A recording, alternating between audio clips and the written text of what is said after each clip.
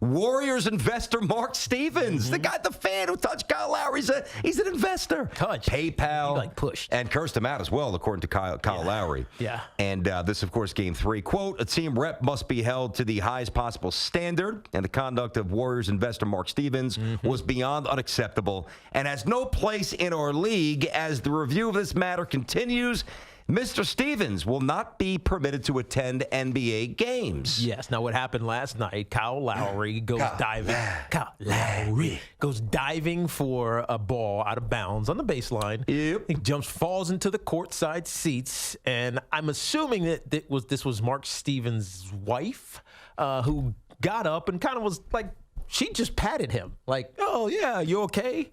And then he reaches over and just like, not physically struck, because he's not strong enough, I think, to actually He could be a black belt. You never know. True, but you never know. But he like reached and pushed hard. Kyle Lowry, hey, like it dehumanized him. Yeah, it was like it was dismissive, like, get out of here, get out of my way. Who do you think you are, punk? That's what happened. What is this guy kidding me? You sit courtside. It is what it is. Now, for context and background, Mark Stevens is a big deal. He used to be the founder and principal owner of Sequoia Capital, which he sold, but they invested in his time when he was there, and he made a ton of money. PayPal, right? He was Google, and got money, and LinkedIn.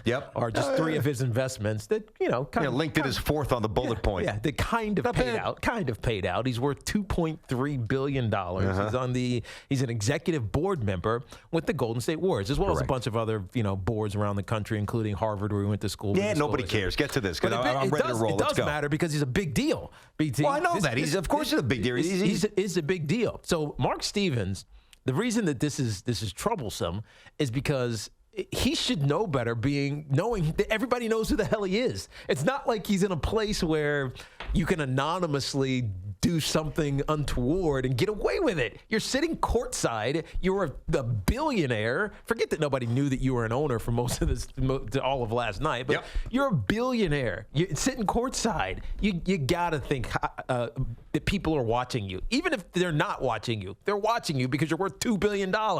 So shame on Mark Stevens, and the NBA is basically just piggybacking on the statement that BT wrote. The NBA is basically just piggybacking on what the Warriors already did, which was ban him from coming to the remainder of the final series.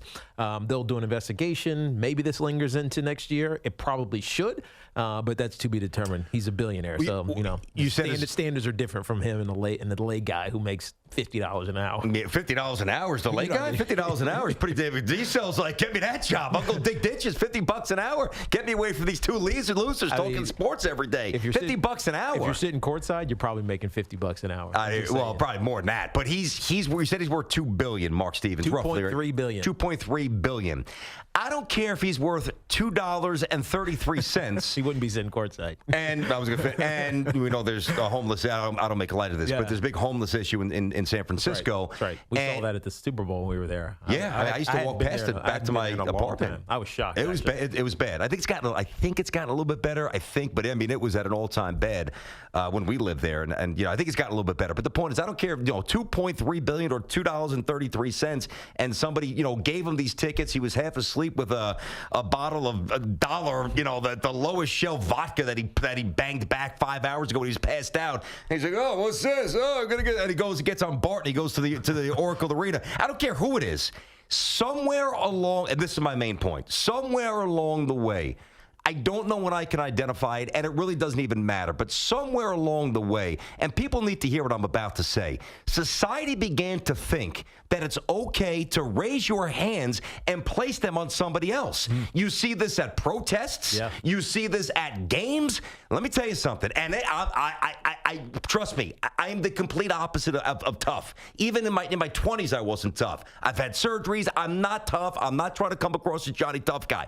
But Kyle Lowry would have had I know he would have been suspended. Kyle Lowry would have had every right to turn around and deck him right in the face what he did to him last night. You're right. Who the hell do you think you are to raise your hands and put them on my head like we're at the zoo and you stuck a quarter in that thing and you turned it, they gave you a handful of peanuts like I'm a goat. Are you kidding me? Yeah. No. Kyle Lowry should have decked him. He should have, but Kyle Lowry had some restraint here. Now the issue becomes now, because we've seen this happen a few times, BT. Russell Westbrook, obviously famously. Now, Russell Westbrook, if it was a man who had done it to him, remember we saw this? Said a little kid? It was Utah? Was it Utah? I think it was Utah. He's had several incidents at But Utah. the one in was. Utah was with a kid. Yeah. If that had been a man, maybe he would have actually hit him. I think Russell would have actually confronted him physically. Yeah. I think it would have been an altercation, and it would have been ugly. If Kyle Lowry hit him yesterday, I know that we would say, of course you have to suspend him.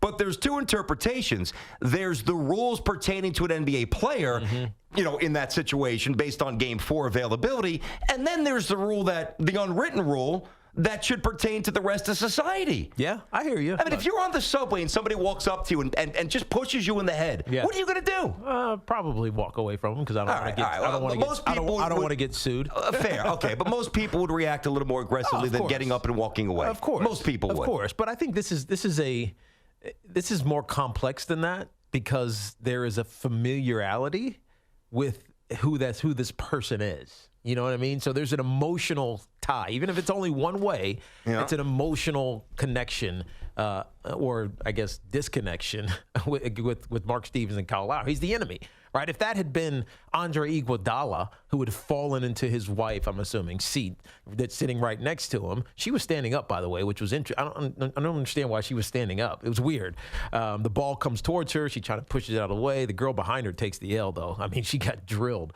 And then ultimately, yes, she was. I thought she jumped up when she was up. That's true. She was standing up for a while there. Yeah. And anyways, if that had been Andre Iguodala, Mark Stevens wouldn't have done that. What if that was Draymond Green? And this was this was Toronto, and the silent investor for the Raptors mushed Draymond Green in the side of the head. Or what if it was Drake? And what if oh God! And imagine Draymond Green 3 years ago. Oh yeah, when he was a little more raw, maybe when he was a little rougher around. He's grown up and he's matured. He would have tossed. These fans think they have a license to touch players. Yeah, well, they're out of their minds. Mark Stevens should have known better. He absolutely should have known better because he's a billionaire who knows what it's like to be in the spotlight. And so, I know. That nobody was watching. But that doesn't matter to me. I'm not saying you're wrong. But here's the thing. I don't care about that. I Spotlight, do because billionaire. Because it's about humanity. But BT, it's less about humanity because I don't know if the guy sitting on the other side of the court would have done the same thing. This is specifically. But we've seen that happen at other venues in other sports. We have seen that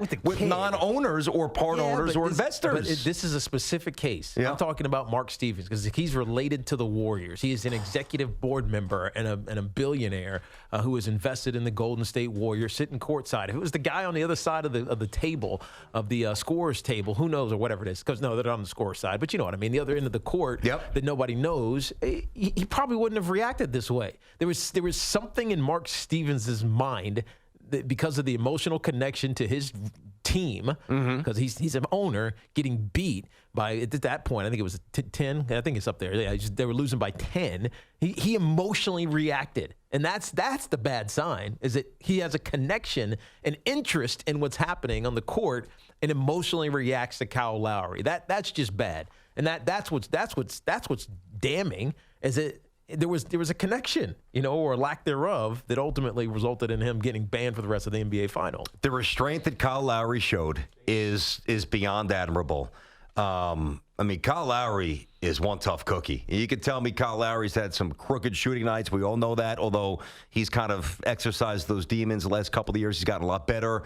I said, yes, I think that. Actually, I thought he was going to play very well last night. I said that, but as I was saying that, I pointed out that a lot of his, I think as people parachute into Kyle Lowry's career, they mislead how inefficient he's been in the playoffs. He's actually kind of silenced his detractors. No, he's actually a really good three-point shooter in the postseason. Especially on the road. His splits are better. Been game ones of all of his postseason. Doesn't matter what round you're in. First round, the semifinals, or the conference finals, and now the finals until now. It's the first game that he's been off. After that, he's actually pretty good. Yeah, that's true. It has been more game one.